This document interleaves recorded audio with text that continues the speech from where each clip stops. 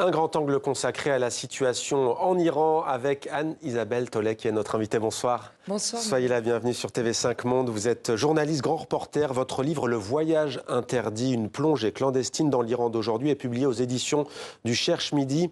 Alors, l'Iran raconté de l'intérieur par une journaliste infiltrée que vous êtes. Alors, pour situer, on est en octobre 2023. On est un peu plus d'un an après la mort de Mahsa Amini, cette jeune dont le visage a fait le tour du monde, qui est morte au commissariat quelques jours après avoir été arrêtée par la police des mœurs pour, entre guillemets, un voile mal porté. Vous décidez alors d'y aller. Ça avait provoqué le mouvement Femmes, Vie, Liberté un an avant. Comment est-ce que vous avez fait pour entrer en Iran ?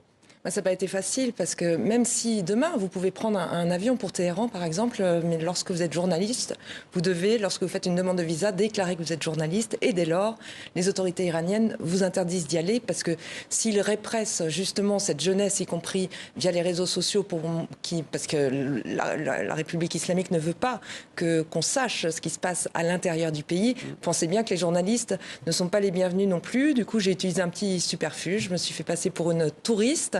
J'ai déclaré que je n'étais pas journaliste et je suis passée surtout grâce à une petite agence de voyage iranienne qui avait l'habitude de travailler avec l'ambassade d'Iran à Paris. Et c'est bien qu'ils n'ont pas été très regardants, ils n'ont pas regardé mon nom, ils ne sont pas méfiés.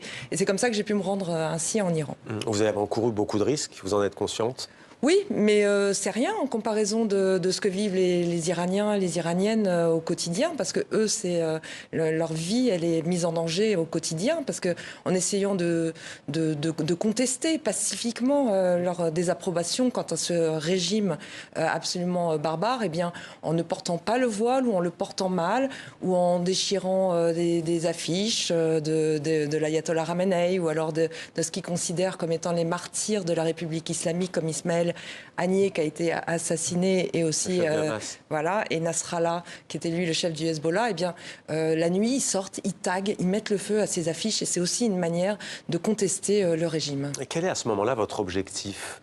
Alors mon objectif, il est clair. D'abord, moi, je précise que je ne suis pas iranienne et qu'il n'y a pas d'attache particulière. Je voulais vraiment aller là où on n'était pas les bienvenus, parce que c'est un peu ça notre métier, c'est d'aller montrer ce qu'on ne veut pas qu'on voit. Et précisément, je voulais me faire mon idée et surtout le porte-voix de ce peuple iranien qu'on n'entend pas, puisque il est soumis à la censure et il est étouffé par ce régime de la République islamique. Et si bien qu'en allant à leur rencontre, je leur ai promis de parler d'eux ici et de me faire leur porte-voix. Alors, il y a une épitaphe sur la tombe de Mahsa Amini que vous citez au début de votre livre. « Tu n'es pas morte car ton nom sera notre nom de code ». Épitaphe donc sur la tombe de Gina Mahsa Amini. Gina, son nom kurde iranienne.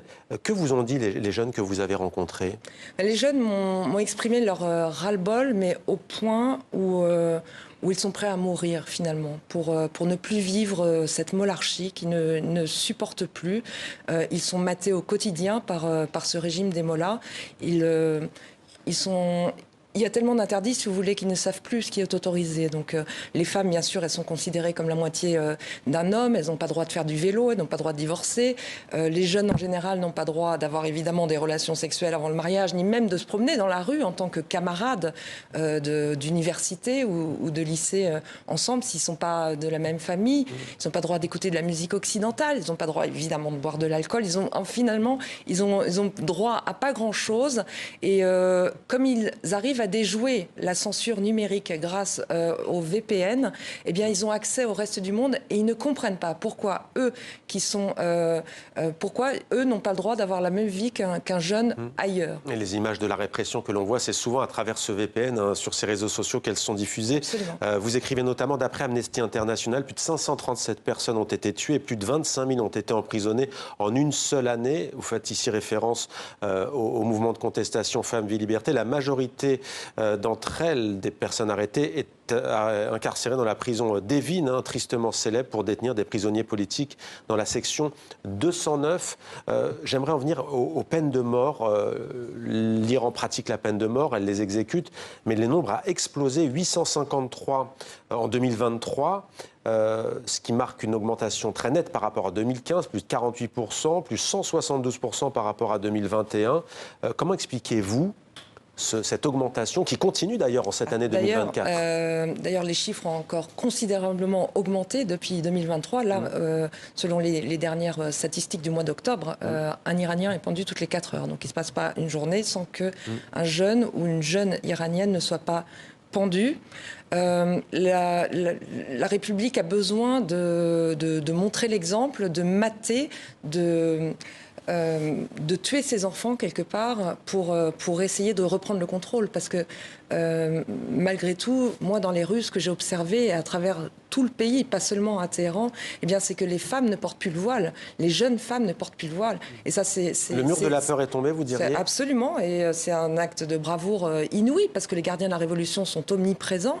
Et d'ailleurs, Aoud Darié, qui, elle, qui à l'université début novembre s'est carrément dévêtue, c'était pour dire on est prêt à tout, mais pour justement que cette République nous laisse vivre librement. Alors on voit cette image, on a appris que cette jeune fille avait été libérée hier et remise à sa famille sans poursuite parce que, disent les autorités judiciaires iraniennes, elle a une maladie, qu'elle a des problèmes psychiatriques. Oui, est-ce que vous en savez plus à ce sujet ? Ce que je sais, c'est qu'effectivement, on peut se réjouir qu'elle soit libérée et qu'elle ait retrouvé sa famille. En revanche, on ne sait pas dans quel état, parce que d'abord, elle avait été tabassée et elle saignait gravement du crâne quand elle a été embarquée, juste après les images qu'on connaît. Et ensuite, on sait que dans les hôpitaux psychiatriques, eh bien, ils sont soumis à des électrochocs qui sont d'une violence extrême, qui s'apparentent à de la torture. Et donc...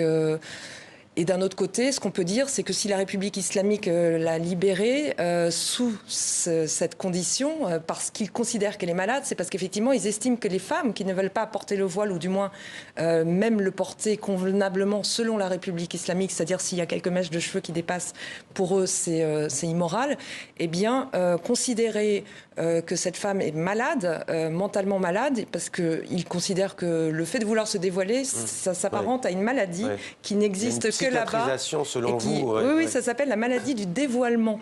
Et donc, en fait, c'est une manière de ne pas perdre la face, de dire, en fait, elle n'a pas voulu défier la République islamique, elle est juste malade. Et comme il y a eu quand même une grosse pression internationale, c'est aussi un moyen de s'en tirer comme ça. On a vu beaucoup d'hommes, de jeunes hommes et de moins jeunes, beaucoup de jeunes évidemment, défendre les droits des femmes libanaises. Vous écrivez notamment sur le métro de Téhéran, c'est un passage que j'ai choisi, dans une ambiance étonnamment feutrée malgré l'affluence. Le métro arrive sans faire de bruit au milieu de la rame. On embarque dans un wagon frais où les hommes sont légion, alors que nous restons debout. Certains passagers assis se lèvent courtoisement pour nous céder leur place. Colette et moi, on verra qui est Colette, déclinons poliment leur offre, mais ils persistent à nous inviter à nous poser. Et vous dites, ça va faire plaisir aux Parisiens et aux Tokyoïdes, vous dites, et sans se rasseoir, les hommes proposent à d'autres passagers de prendre leur place sur le strapontin. À l'inverse de Paris, ici, les gens se battent pour laisser leur siège à quelqu'un plutôt que pour s'asseoir eux-mêmes. C'est du ta'aruf, un mot persan, à l'état pur, et avec cette politesse inouïe, les Iraniens pourraient facilement faire passer les Tokyoïdes pour des malappris. On sent que vous êtes pris en amour, en passion aussi pour cette société, Absolument. Pour son accueil, pour son hospitalité. J'ai aussi voulu faire ce livre pour que les gens, le monde occidental comprennent qu'il faut faire la distinction entre le régime des mollahs et le peuple iranien, ce qui n'a absolument rien à voir, puisque le peuple iranien ne soutient pas ce régime. Plus de 80% voudraient voir ce régime tomber. Mais ce qu'on entend, c'est uniquement les mollahs. Et donc, on a tendance à assimiler l'Iran à la République islamique d'Iran. Avec tout le contexte géopolitique, évidemment. Alors que les Iraniens sont au contraire un peuple fantastique, admirable, de résilience, de gentillesse, de culture. On rappelle que c'est la culture perse, que là-bas, le niveau d'études est minimum Bac+5. Donc ils sont tous très éduqués, et puis ils ont une gentillesse inouïe que j'ai rarement vue à travers le monde. Alors vous avez, je parlais de Colette, 70 ans, qui vous ouvre ses portes. Elle a du mal à vous parler à un moment donné quand même. Oui, elle est un peu sauvage. Oui, elle se méfie des journalistes. Française, Elle se méfie des journalistes, mais ne sait pas que je suis journaliste. Mais elle se méfiait quand même des questions que je posais au guide, parce qu'on était tout le temps suivis par un guide. Et en fait, effectivement, la journée, je ne pouvais pas. Je devais être une touriste lambda, parce que... c'est Jafar, le guide, voilà, à Shiraz notamment. Voilà, notamment. Et Colette, qui m'accompagnait dans le cadre de ce voyage organisé, ignorait aussi que j'étais journaliste, volontairement, parce que je ne voulais pas la mettre en danger non plus.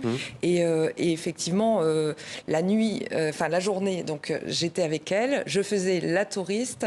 J'essayais en tout cas, parce que c'est pas facile quand on est journaliste de jouer les touristes et de prendre des photos que les touristes ont l'habitude de prendre. Et le guide, lui, a pour mission de surveiller les touristes pour s'assurer que ce sont de vrais touristes. Et c'est là qu'il y avait un danger presque. C'était plus la journée quand j'étais avec ce guide que la nuit lorsque je faisais le mur, telle une adolescente, pour aller à la rencontre de ce peuple iranien. Et pour rencontrer notamment deux jeunes qui, dites-vous en public, se font passer pour des cousins-cousines alors qu'ils ne le sont pas. D'une femme qui vous dit « il faut sauver mon frère ». Et quand vous rentrez à Paris, elle vous envoie un message pour vous dire que son frère a été exécuté. Que pensent les Iraniens du nouveau président réformateur Massoud Pezeshkian? Il n'était pas encore élu, pardon, je fais peut-être une... Non, mais je suis toujours en contact avec les personnes que j'ai rencontrées. Vous êtes en lien, ouais. Et en fait, ils n'en pensent pas grand-chose, si ce n'est que ça ne va rien changer. C'est-à-dire que réformateur, c'est purement hypocrite. Et d'ailleurs, depuis qu'il est en place, la loi sur le voile a encore été renforcée et de nouvelles mesures pour justement lutter contre les VPN vont être mises en application. Donc en fait, il n'a de réformateur que de nom, parce qu'en fait, il est ultra conservateur puisqu'il obéit au guide suprême. Qui détient vraiment le pouvoir en Ali Iran. Khamenei, qui détient le pouvoir en effet depuis... 2023, j'ai cité tout à l'heure 853 exécutions. La moitié quasiment sont liées aux stupéfiants, au trafic de drogue. Est-ce que vous avez eu affaire à ce fléau? Il y a une répression très féroce, très dure s'agissant du trafic de drogue en Iran, ce que l'on voit d'ailleurs parfois à travers le cinéma, le grand cinéma iranien. Alors moi, je l'ai pas observé. Ce que j'ai pu voir dans les maisons, à l'intérieur des maisons, c'est plus l'alcool qui coule à flot. Les fêtes, et là, je crois vraiment que depuis 2 ans, on est dans un temps un peu historique sans précédent en Iran et on assiste vraiment petit à petit, étape par étape, à la destitution du régime des mollahs, parce que plus on s'éloigne de 1979, plus les générations... Pour vous, il y a une révolution silencieuse? C'est une révolution silencieuse, mais qui n'est pas tant que ça, puisque on arrive quand même à en parler, à être entendu, même si, bon, je pars du principe que pas suffisamment, ce peuple n'est pas suffisamment entendu ni relayé. Et malheureusement, oui, moi, mon dada, c'est celui qui ne combat pas le mal, c'est qu'il collabore avec lui. Et j'ai bien peur que même les grandes démocraties se taisent par lâcheté. En fait. Alors, il nous reste une petite minute, Anne-Isabelle Tauler. Il y a plein d'informations qui tombent sur l'accord sur le nucléaire iranien, avec la visite la semaine dernière de Raphaël Grossi, le numéro 1 de l'Agence internationale de l'énergie atomique, qui, lui, se dit plutôt confiant. L'Iran dit qu'elle va réduire son stock, en tout cas le geler à 60%. L'Allemagne, la France, la Grande-Bretagne aujourd'hui et les États-Unis n'y croient pas. Ils ont déposé une résolution à cette réunion aujourd'hui à l'AIEA. Est-ce qu'ils vous parlent du nucléaire et des sanctions, les Iraniens? Est-ce que ces sanctions ne renforcent pas le régime? Ce qu'on entend parfois. Non, alors justement non, parce qu'en fait le peuple crève de faim, littéralement. On assiste là aujourd'hui à des manifestations historiques, des ouvriers, des infirmières, ce qui n'arrivait pas auparavant. Donc il y a comme un consensus en fait du peuple qui en a ras-le-bol, parce qu'il y a énormément de corruption. Et donc en fait les gardiens de la révolution et les mollahs s'enrichissent sur le dos des Iraniens qui eux subissent une inflation record à cause des sanctions. Mais voyez, quand Israël a frappé l'Iran, les Iraniens étaient ravis et s'en remettent finalement à Benyamin Netanyahou pour aider ce peuple à renverser le régime. Et de la même manière, quand l'Iran a attaqué en premier d'ailleurs l'État d'Israël, ils se sont plaints parce qu'ils ne veulent pas non plus être engagés, en plus de toutes ces sanctions et des difficultés au quotidien, être engagés dans une guerre. Merci beaucoup Anne-Isabelle Tauler. Le voyage interdit, c'est chez le Cherche Midi Édition. Vous êtes resté 10 jours en Iran, je ne l'avais pas dit. Merci à vous. Merci beaucoup.